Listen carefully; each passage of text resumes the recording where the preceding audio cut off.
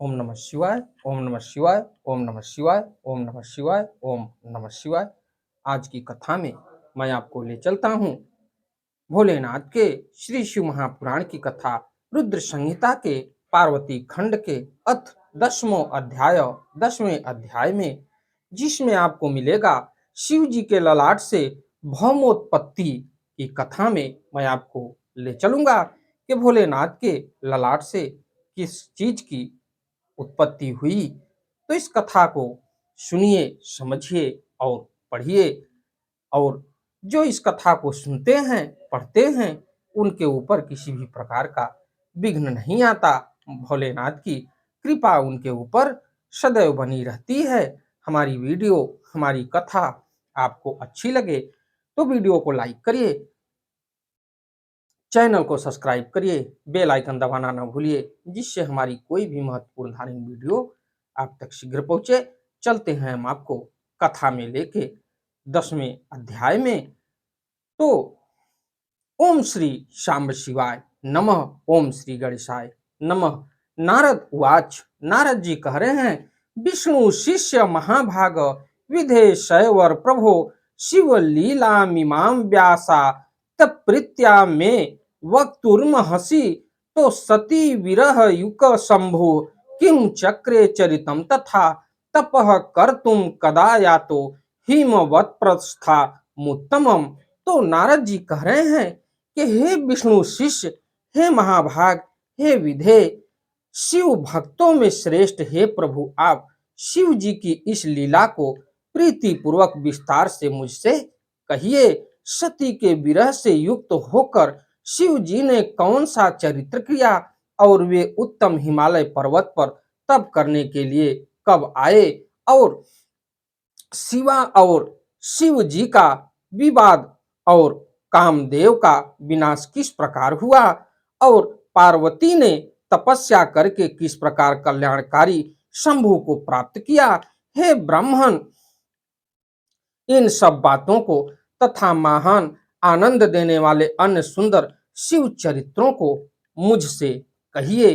तो सूत उवाच, सूत जी कह रहे हैं, इति श्रुत्वा नारदस्य प्रश्नम लोकाधिपोत्तमः विधि प्रोवाच सुप्रीत्या समृत्वा शिव पदाम्बुजम।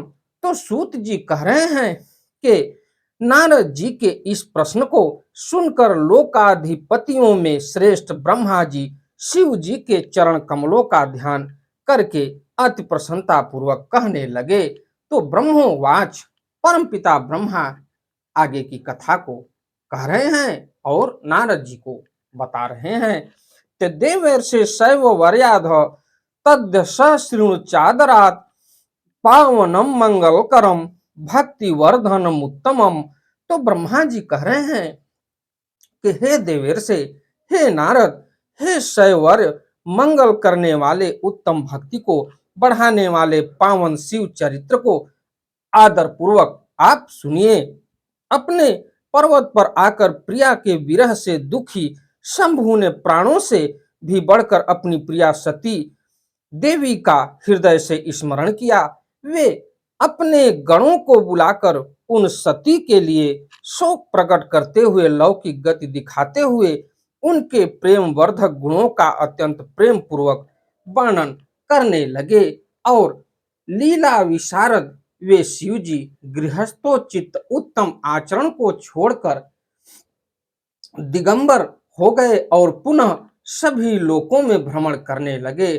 और सती के विरह से दुखी हुए भगवान शंकर को कहीं भी सती का दर्शन प्राप्त नहीं हुआ। जिस समय सती ने अपने प्राणों का त्याग किया, दक्ष प्रजापति के यज्ञ में, तुलसी की कथा परमपिता ब्रह्मा जी बता रहे हैं नारद से कि अत्यंत सती के विरह से दुखी हुए भगवान शंकर को कहीं भी सती का दर्शन प्राप्त नहीं हुआ।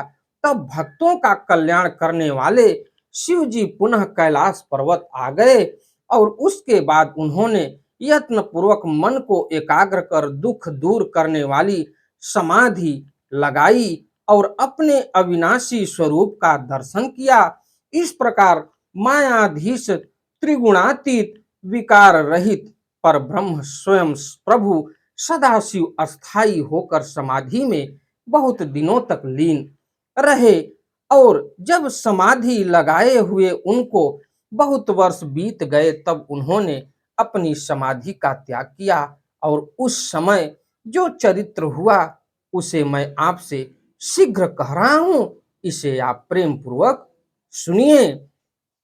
तो प्रभु के ललाट स्थल से जो पसीने की बूंदें पृथ्वी पर गिरी उनसे शीघ्र ही एक बालक उत्पन्न हुआ। तो भोलेनाथ के श्री शिव महापुराण की कथा में ऐसा मिलता है कि जब भोलेनाथ अत्यंत अपने तप में लीन हो गए और बहुत दिन तक कैलाश पर्वत पर लीन ही रह गए, उसके बाद उनके मस्तक के ललाट से एक पसीने की बूंद गिरी।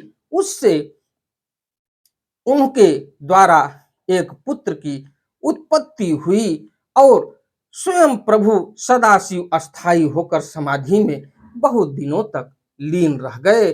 जब समाधि लगाए हुए उनको बहुत वर्ष बीत गया तब उन्होंने अपनी समाधि का त्याग किया और उस समय जो चरित्र हुआ उसे मैं आपसे शीघ्र कह रहा हूं, उसे आप सुनिए। तो जब प्रभु के ललाट स्थल से जो पसीने की बूंद पृथ्वी पर गिरी उनसे शीघ्र ही एक बालक उत्पन्न हुआ। हे मुने, वह 4 भुजाओं से युक्त था, अरुण वर्ण वाला, अत्यंत मनोहर रूप वाला, अलौकिक तेज से संपन्न, श्रीमान तेजस्वी तथा शत्रुओं के लिए दुख सह था। वह बालक उन लोकाचार रथ परमेश्वर शिव के सामने समीप जाकर साधारण पुत्र की भांति रोने लगा। उसी समय भगवान शंकर से भयभीत हुई पृथ्वी बुद्धि से विचार कर अत्यंत सुंदर स्त्री का शरीर धारण करके प्रकट हो गई। तो देखा जाए तो जब एक बूंद पसीने की गिरी तो उससे एक बालक की उत्पत्ति हुई जो 4 भुजाओं से युक्त था, लेकिन भोलेनाथ के सामने एक साधारण बालक की तरह रुदन करने लगा। वह बालक यानी रोने लगा। तो उससे भयभीत होके माता पृथ्वी जो थी वो सुंदर रूप धारण करके भोलेनाथ के सामने पहुंची। उसी समय भगवान शंकर से भयभीत हुई पृथ्वी बुद्धि से विचार कर अत्यंत सुंदर स्त्री का शरीर धारण करके प्रकट हो गई। उसने शीघ्रता से उस सुंदर बालक को अपनी गोद में उठाकर रख लिया और प्रेम से उसे अपना दूध पिलाने लगी। इस प्रकार वह परमेश्वर के हित साधन के लिए सत्य भाव से बालक की माता बनी और प्रेम पूर्वक हंसते हुए बालक का मुख चूमने लगी। तब कौतुकी सृष्टिकर्ता तथा अंतर्यामी शंभु इस चरित्र को देखकर उसे पृथ्वी जानकर हंस करके उससे बोले कि हे धरणी, तुम धन्य हो, तुम मेरे पुत्र का प्रेम से पालन करो। यह श्रेष्ठ बालक मेरे महातेजस्वी पसीने से तुम में उत्पन्न हुआ है। हे छिते, यद्यपि मेरे श्रम जल पसीने से उत्पन्न हुआ यह बालक मुझे बड़ा प्रिय है और फिर भी यह तुम्हारे नाम से विख्यात होगा और सदा तीनों तापों से रहित होगा। यह बालक भूमि दान करने वाला, गुणों से संपन्न और तुम्हें तथा मुझको भी सुख प्रदान करने वाला होगा। अतः तुम इसे रुचि के अनुसार ग्रहण करो। तो ब्रह्मोवाच, जब बालक की रुदन सुनी माता पृथ्वी तो पहुंची और उस बालक को अपने गोद में उठा के उसको चुप कराई और अपना दूध पिलाई। तो भोलेनाथ कह रहे हैं किसका पालन पोषण तुम करो, ये पुत्र हमारे लिए सबसे प्रिय है। तो आगे की कथा में मैं ले चलता हूं। ब्रह्मोवाच, ब्रह्मा जी कह रहे हैं इत्युक्त्वा वीर रामाथ किंचिदिरमुत्तधीह लोकाचार करो रुद्रो निर्विकारी सताम प्रिय। तो ब्रह्मा जी कह रहे हैं कि विरह वेदना से थोड़ा सा मुक्त हुए भगवान शिव इस प्रकार कहकर चुप हो गए। वस्तुतः निर्विकारी तथा सज्जनों के प्रिय वे प्रभु शिव जी लोकाचार का अनुसरण करते हैं। तब शिव जी से आज्ञा लेकर पृथ्वी शीघ्र पुत्र सहित अपने स्थान चली गई और उसे अत्यंत सुख प्राप्त हुआ। वह बालक भौम नाम से प्राप्त करके शीघ्र ही युवा हो उस काशी में बहुत काल तक शिव जी की सेवा करता रहा। इस प्रकार वह भूमि पुत्र विश्वेश्वर की कृपा से ग्रह पद प्राप्त कर शुक्र लोक से भी आगे दिव्य लोक में चला गया। हे मुने, मैंने सती के विरह युक्त शिव चरित्र को कहा। अब आप शिव जी की तपस्या के आचरण को आदर के साथ सुनिए। तो शिव जी की तपस्या की कथा में मैं आपको अगली वीडियो में मिलता हूं।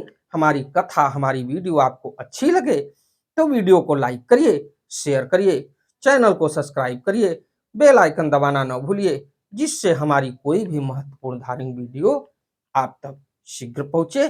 आपका दिन मंगलमय हो। इस प्रकार से इति श्री शिव महापुराणे द्वितीयायाम रुद्र संहितायाम तृतीय पार्वती खंडे भौम उत्पत्ति शिव लीला वर्णनम नाम 10वां अध्याय। इस प्रकार श्री शिव महापुराण के अंतर्गत द्वितीय रुद्र संहिता के तृतीय पार्वती खंड में भौम की उत्पत्ति तथा शिव लीला का वर्णन नामक 10वां अध्याय पूर्ण हुआ। आपको अगली कथा में मैं ले चलूंगा 11वें अध्याय में, जिसमें आपको मिलेगा भगवान शिव का तपस्या के लिए हिमालय पर आगमन, वहां पर्वतराज हिमालय से वार्तालाप। इस कथा में मैं अगली वीडियो में मिलता हूं। हमारी वीडियो, हमारी कथा आपको अच्छी लगे तो वीडियो को लाइक करिए, शेयर करिए, चैनल को सब्सक्राइब करिए, बेल आइकन दबाना ना भूलिए, जिससे हमारी कोई भी महत्वपूर्ण धार्मिक वीडियो आप तक शीघ्र पहुंचे। आपका दिन मंगलमय हो। धन्यवाद।